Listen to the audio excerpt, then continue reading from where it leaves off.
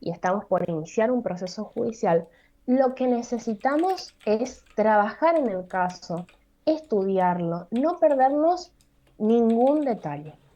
Y puede suceder que para entablar adecuadamente la demanda, o mi cliente quizás está previendo que de alguna manera va a ser demandado, en el caso de una persona que al conducir su auto atropelló a alguien, por ejemplo, y prevé que va a ser demandado, entonces el abogado puede valerse de diligencias preliminares. Las diligencias preliminares nos permiten realizar ese entrenamiento mucho más adecuado que les mencionaba y lograr una transformación como la de La Roca. Y el cliente de La Roca va a ser nada más y nada menos que Vin Diesel en esta oportunidad. Entonces, un cliente muy exigente, que sabe lo que quiere y que va a confiar en su abogado. Cada uno de nuestros clientes confía en nosotros y sabe que nosotros vamos a estar trabajando constantemente para obtener el resultado que lo beneficie. Es decir, para que la sentencia de algún modo sea acogida en su favor. Entonces, las diligencias preliminares son aquellas medidas preparatorias que se tramitan con anterioridad al proceso, procurando que quien pretenda demandar o quien con fundamento prevea que será demandado, obtenga ciertas informaciones que son necesarias para la constitución regular y válida de la litis, o quizás para argumentar su demanda o esa contestación, con la certidumbre que corresponde.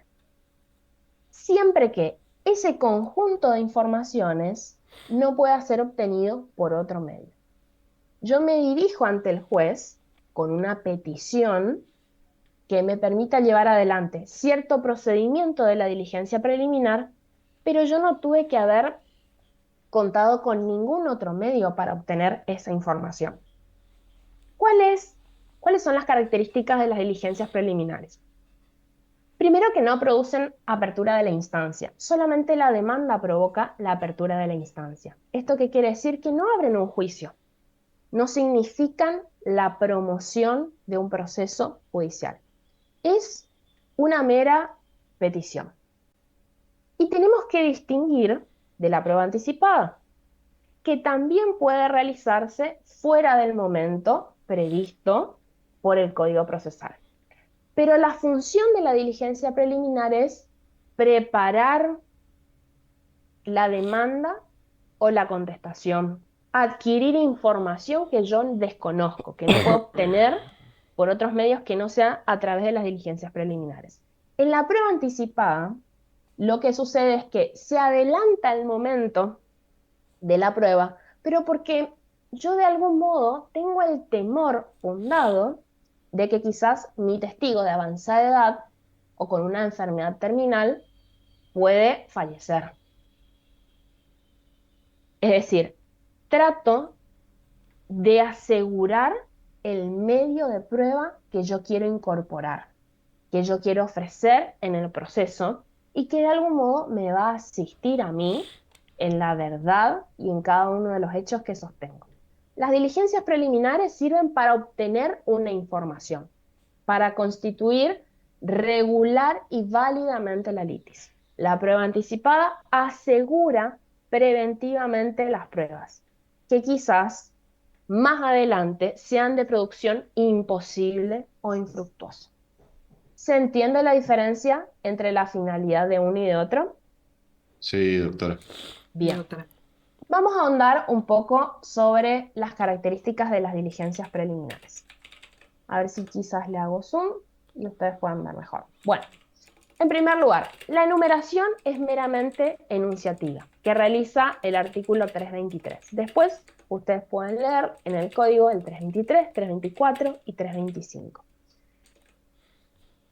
Lo que quiere decir es que la enumeración legal es enunciativa, que si existen otro tipo de informaciones que yo necesito obtener para redactar adecuadamente mi demanda y mi contestación, que no se encuentra en el articulado, sin embargo, puedo solicitarle al juez, siempre y cuando no tenga otro medio para obtener esa información. Y sí o sí sea necesario pedirle al tribunal la autorización, la procedencia.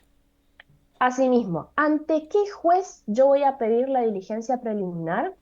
Ante el juez que sería competente respecto de esa demanda o contestación de demanda. Es decir, son siempre las diligencias preliminares accesorias de competencia del juez que conocería en ese presunto proceso principal que aún no inició. A lo que ya mencioné es que se trata de peticiones, no de pretensiones. Entonces, la pretensión se encuentra en la demanda, lo que yo quiero obtener. Por ejemplo, una cantidad de dinero en concepto de indemnización por daños y perjuicios porque sufrí un accidente de tránsito. En cambio, la diligencia preliminar no tiene el carácter de esa pretensión. Yo no quiero obtener nada, solamente saber y entrar en conocimiento de algunos datos específicos que lamentablemente no dispongo, pero necesito para el ejercicio de mi demanda o contestación de demanda. Nosotros podríamos pensar que las diligencias preliminares son provisionales. Y en realidad no, porque una vez producidas se incorporan al proceso definitivamente si es que se dedujo la demanda, la contestación dentro de los 30 días, perdón, a partir de los cuales se realizó esa diligencia preliminar. Entonces, no es que son provisionales, ¿sí? Se incorporan por entero y definitivamente al proceso judicial cuando éste se inicie. Asimismo, ¿qué otras características?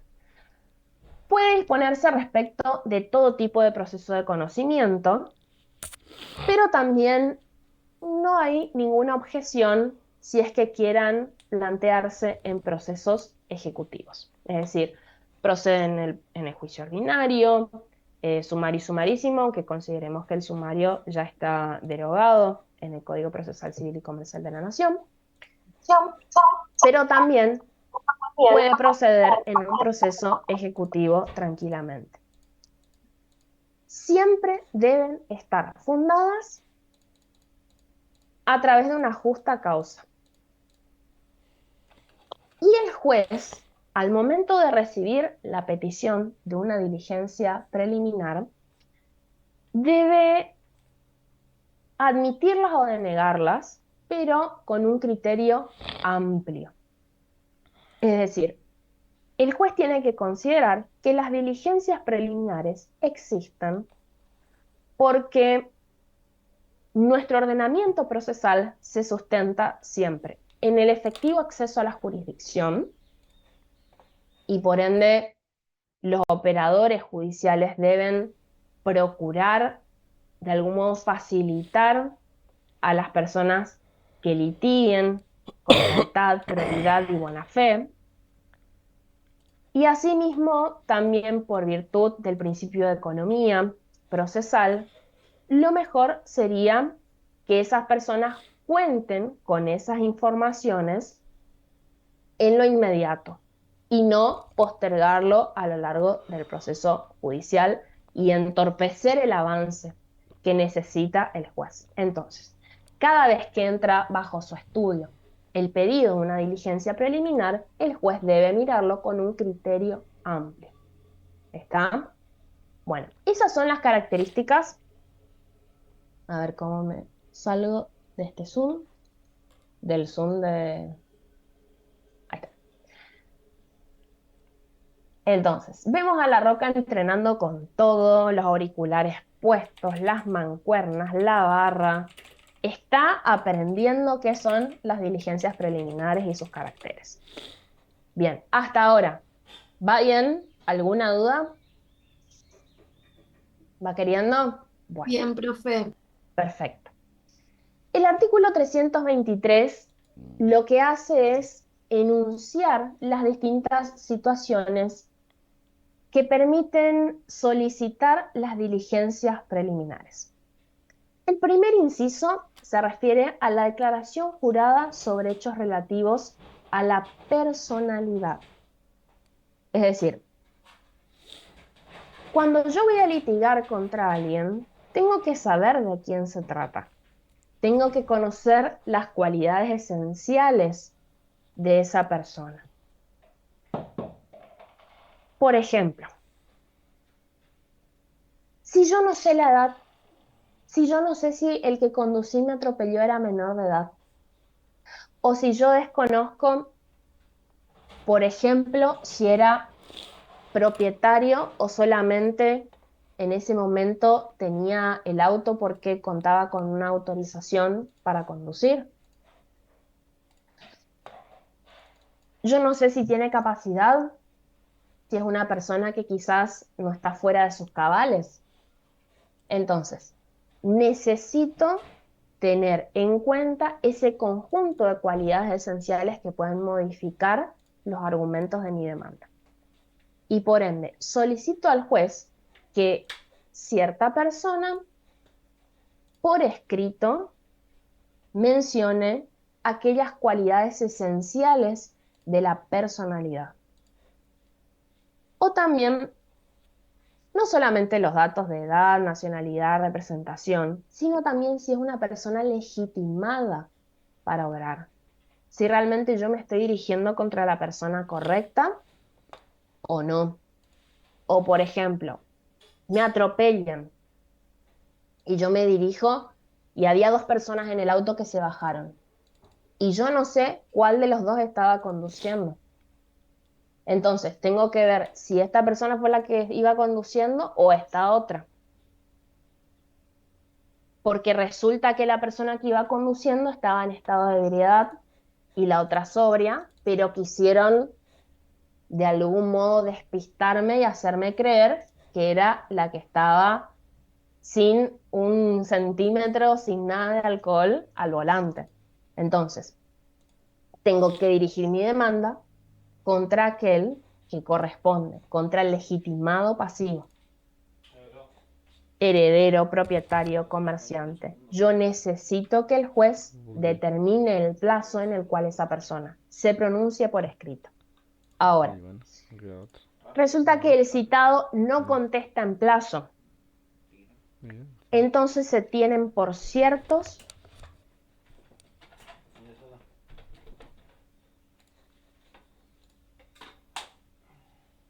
¿Listo?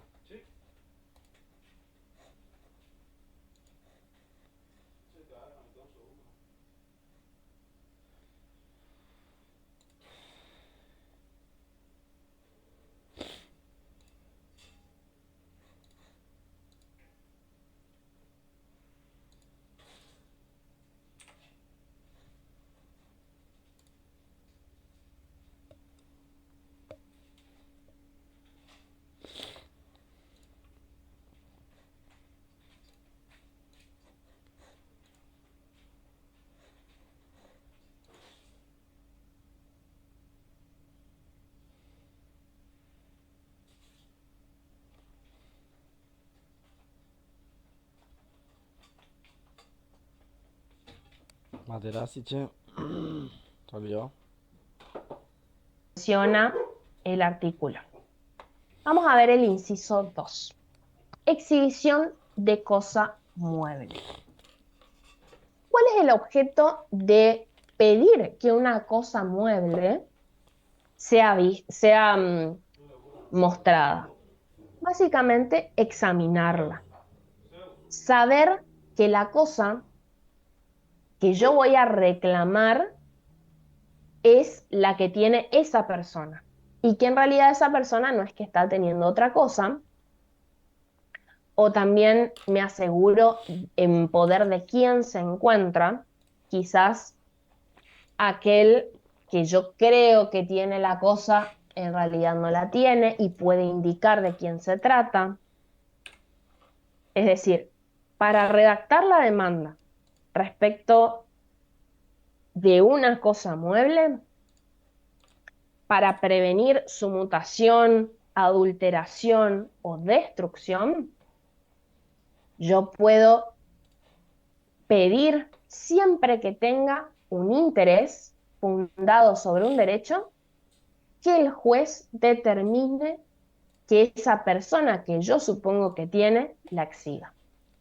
Entonces, la exhibición de una cosa mueble la pido cuando tengo un interés y para ver en qué estado se encuentra, para analizarla, para saber si está en manos de esa persona y no de otra, para saber qué es esa cosa y no una parecida, y yo me confundí y después cae todo el proceso.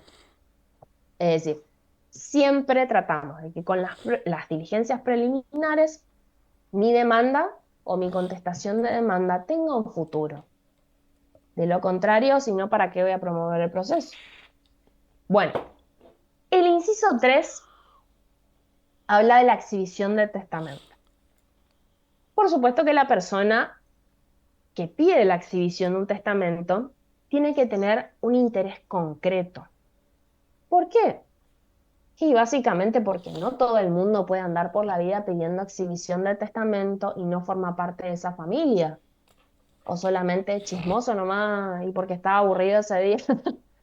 O porque quiere saber. No. Tiene que haber un interés concreto por parte del peticionante de esa diligencia preliminar. Y asimismo, no tuvo que haber tenido la posibilidad de obtener por otros medios. ¿Está? Bien. Hasta acá. ¿Va queriendo? ¿Vamos entendiendo? Sí, doctora. Perfecto. Continuamos. El inciso 4 habla de exhibición de títulos en supuestos de dicción. Ustedes tienen una idea de lo que se trata de dicción por otras materias, entonces no vale la pena entrar en detalle al respecto. Solamente vamos a decir que tiene lugar esta diligencia preliminar a través de la cual ¿Eh?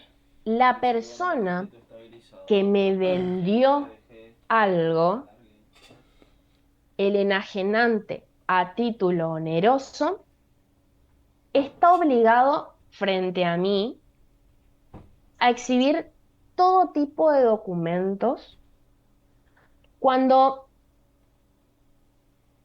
de algún modo están turbando mi derecho o sufro un menoscabo, algún tipo de perjuicio, y resulta que esa afectación que yo estoy sufriendo es por causas anteriores, de fecha anterior a la adquisición de esa cosa. Entonces, el enajenante sí o sí me tiene que mostrar todos los documentos que forman parte de ese hecho que me está causando una turbación en mi actual derecho. No es que me vendió la cosa libremente y resulta que ahora me aparece un fulano de tal a reclamarme algo, a decirme algo y yo no tenía ni idea. No, está obligado a exhibir toda la documentación. Bien, el inciso 5 habla sobre la presentación de documentos y cuentas de la sociedad o comunidad. Es decir, sí o sí, el peticionante de esta diligencia preliminar tiene que ser socio y acreditar su calidad de socio. Entonces, puede que esa documentación se encuentre en manos de otro socio, que se encuentra un poco reticente a la hora de entregarme esos archivos. Entonces, de esta manera, ante el juez, yo solicito la presentación de esos documentos o cuentas, porque sin el conocimiento de esos hechos, yo no puedo entrar en juicio como socio. ¿Está? Bien.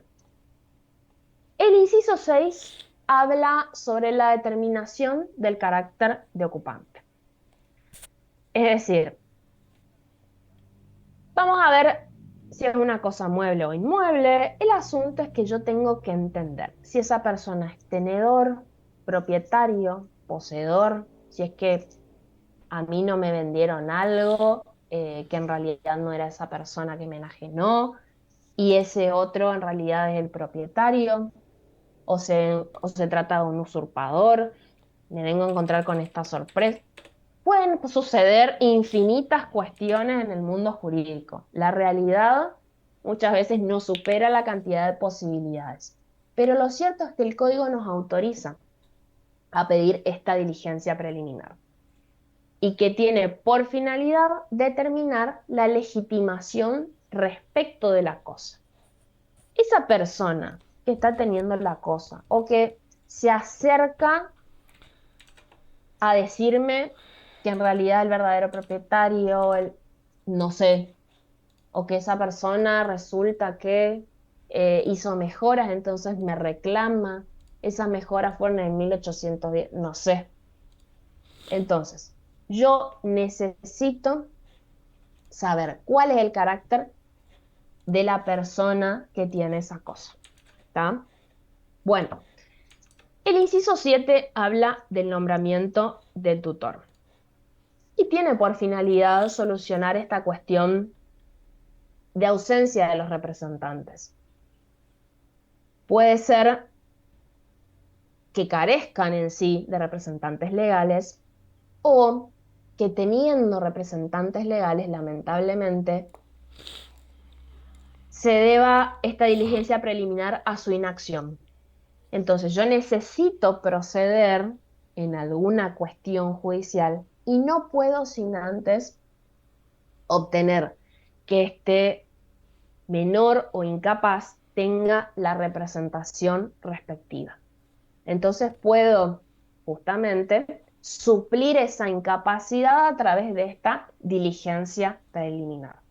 Una persona incapaz, recordemos, no va a tener capacidad procesal, capacidad para ejercer por sí los actos dentro del proceso judicial. Entonces, sí o sí va a necesitar un representante. Y esta diligencia preliminar permite proveerle a tal efecto. Bueno, el inciso 8 nos habla de constitución de domicilio. Es decir, es muy normal, aunque no parezca, que el demandado se nos pierda. Que de repente pensábamos que vivía en un lugar, en ese lugar está alquilando, justo se muda, pueden pasar tantas cosas. Entonces, lo que procuramos es la pérdida de tiempo al momento de la necesidad nuestra de que conteste demanda, de que después tengamos que hacer una publicación de dictos porque desconocemos cuál es su domicilio, de que sea difícil citarlo a una audiencia, o si vive en el exterior, de enviarle el exhorto. Por lo tanto, para prevenir todo este tipo de inconvenientes, si desconocemos en dónde se encuentra, en dónde lo puedo citar, notificar, entonces podemos pedir la constitución del domicilio. Es también una diligencia preliminar. Ahora, el inciso 9 nos habla de la mensura judicial, que la mensura es medir un inmueble, comprobar geométricamente su superficie.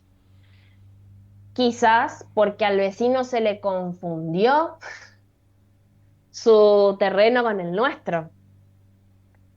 Entonces, bueno, es necesario llevar adelante una mensura que permita fijar los límites de ese predio. Ahora, también puede tener lugar como diligencia preliminar el reconocimiento de la obligación de rendir cuenta. Es decir, hay una persona que cumplió algún cometido, que debía rendir cuenta y por las dudas, antes de que después en el proceso alegue que no le correspondía, voy a pedir nomás esta diligencia preliminar. Voy a citar a través del juez a esa persona para el reconocimiento de su obligación de rendir cuenta y preparo el proceso de rendición de cuentas. Así me evito que después lo primero que diga en su defensa sea que él no tenía esa obligación. Bueno, el inciso 11, disculpen, me voy a tomar un poquito de agua. El inciso 11 se refiere al reconocimiento de mercadería. Es decir, es una forma de verificar también que mercadería que se encuentra almacenada o que yo guardé en un lugar, confié en un depositario, en qué estado se está encontrando, si no me cambiaron por otra, si tuviera un número de serie quizás puede variar. Es decir, yo voy a pedir esta diligencia preliminar, pero quizás más adelante también puedo pedir una prueba pericial de reconocimiento de esa cosa. Y si yo veo que esas cosas, esa mercadería no va a llegar para el momento en el cual el juez me ordene la producción de la prueba pericial, entonces puedo solicitar esta diligencia preliminar. Hasta acá, ¿comprendieron cada uno de los incisos? Sí, doctora. Bien. Bueno, resulta que La Roca como abogado se encuentra con una sorpresa que es la caducidad de las medidas. No es que yo pida una diligencia preliminar ante el juez, esta se produce y queda ad eternum disponible para que yo la cumpla. No. Si bien no es provisional, recién se va a incorporar al proceso principal cuando yo entable una demanda o en el momento en que otra persona entable una demanda en mi contra y yo tengo que contestar la demanda. Entonces, todos las diligencias preliminares, yo tengo que tener en cuenta el plazo, que ustedes seguramente ya aprendieron a contar todos los plazos, días hábiles e inhábiles. Es esencial. Y puede pasar que se nos pase un plazo. Es normal, lamentablemente no nos gustaría que suceda, pero puede llegar a suceder que se nos pase un plazo. Y en el caso de las diligencias preliminares es mejor estar atento al lapso que transcurre. No permanecen indefinidamente abiertas.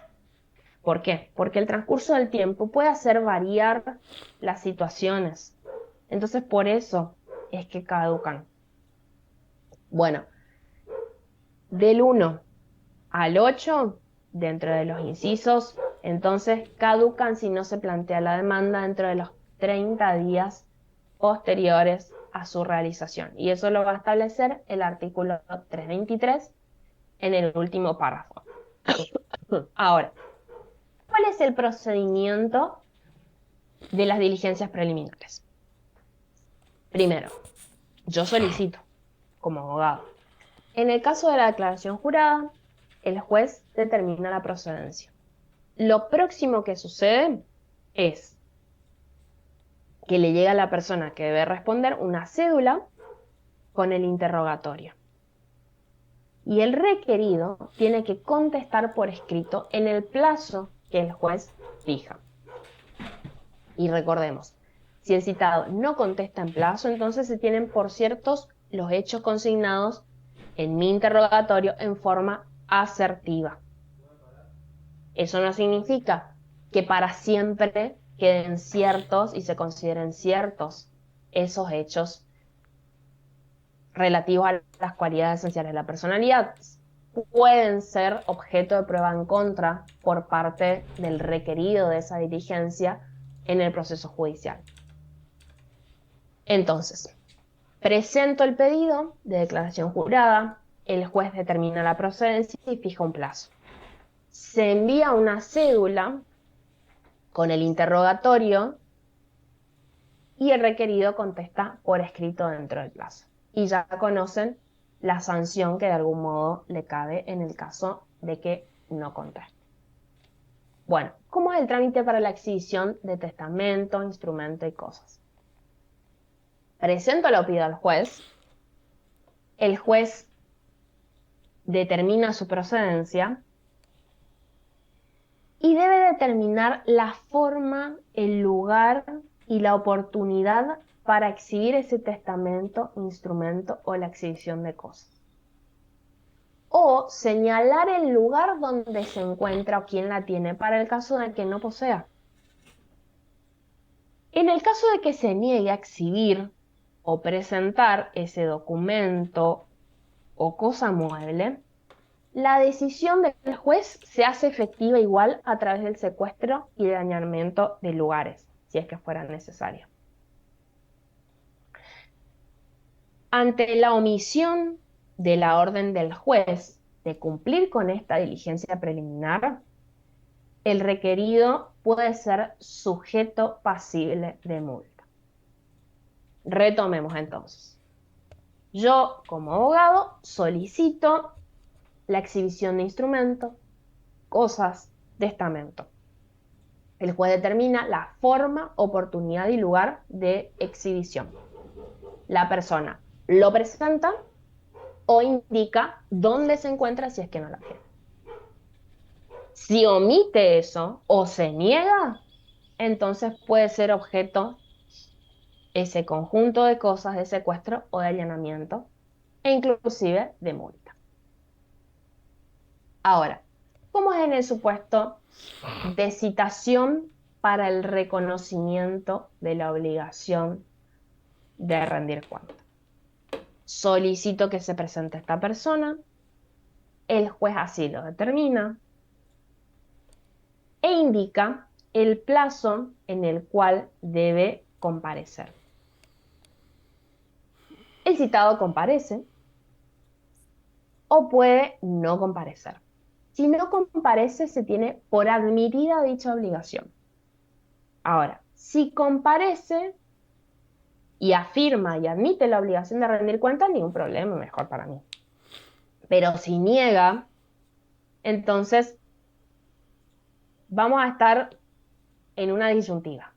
Porque si en realidad tenía esa obligación, pero esa negativa fue maliciosa, posteriormente va a ser sujeto pasible de multa. Ahora, si niega y de verdad no tenía esa obligación, no pasa nada. Pero si niega y sí tenía esa obligación, entonces le va a corresponder más adelante una multa. Reitero, solicito que se presente esta persona para que reconozca esta obligación de rendir cuenta. El juez fija un plazo. Esta persona se presenta, asume la obligación. Es una posibilidad. Hay una persona que no se presenta, bueno, se tiene por admitida dicha obligación. Pero si se presenta, comparece, por supuesto, y niega la obligación, entonces concluye el procedimiento. Pero si negó y esa negativa era maliciosa y se demuestra después, es sujeto pasible de multa. Bien. Y hasta acá llegamos. Era una unidad cortita. Diligencias preliminares. Ahí está la roca, por excelencia. Se entrenó muy bien. Miren si no, los brazos que tiene la roca. Así que está muy bien entrenado para el proceso judicial. Y yo creo que ustedes también, con esta unidad de diligencias preliminares. Y si ustedes en algún momento tienen un cliente y dicen, ay, esta información no la puedo obtener por ningún medio y es necesario, también pueden hacer uso de las diligencias preliminares. Bien, ¿pudieron entender todo? ¿Les quedó alguna duda? Doctora, yo tengo una Sí, pregunta dime. sobre la diligencia preliminar de la Sí, constitución de domicilio. ajá. ¿Cómo sería el procedimiento en ese caso si yo no sé dónde es el domicilio de la otra parte? Bueno, eso es un poco complejo en realidad. Sí es necesario, pero puede ser. Vos en cierto momento querés demandar a una persona, ¿está?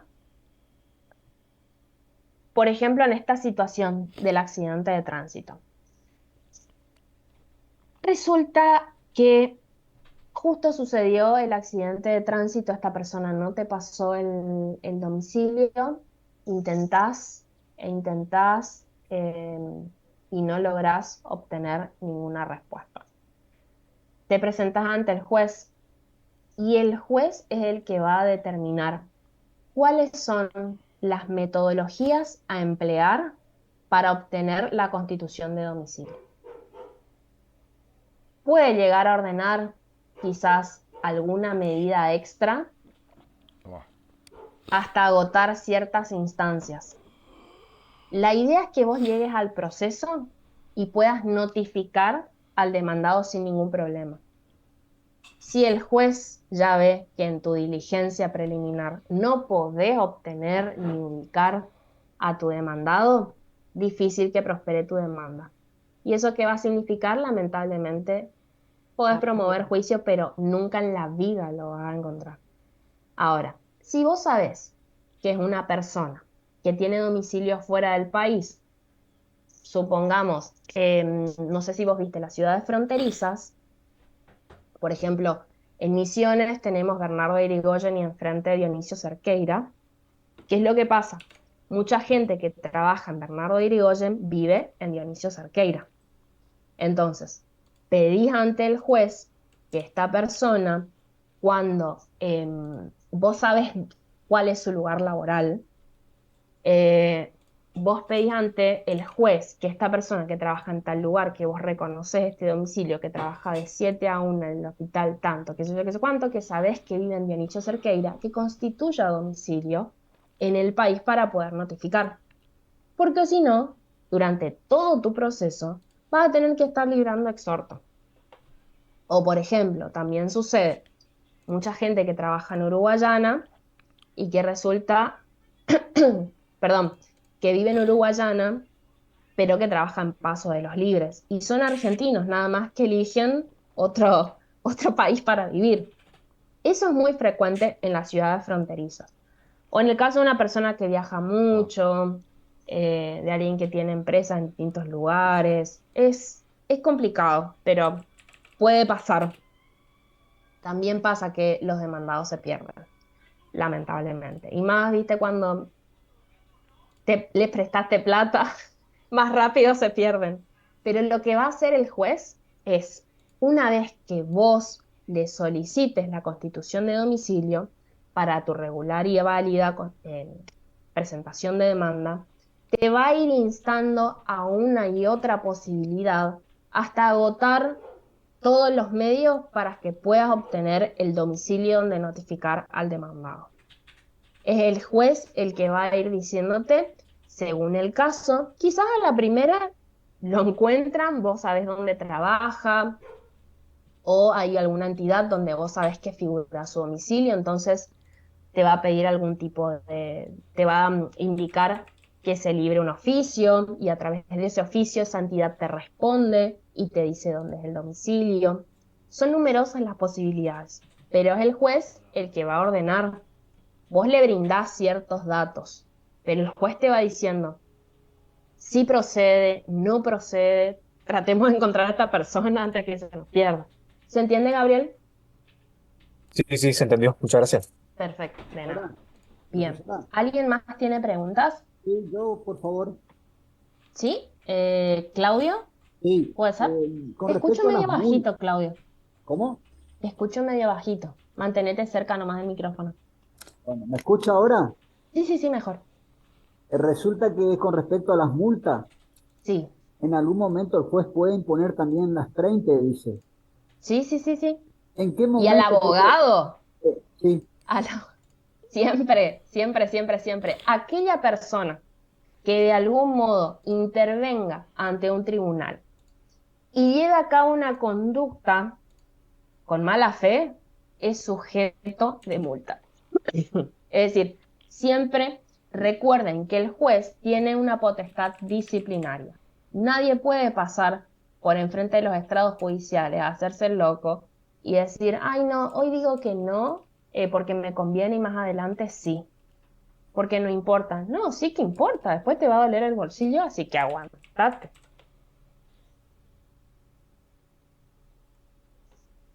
Bien, ¿alguien más tiene dudas?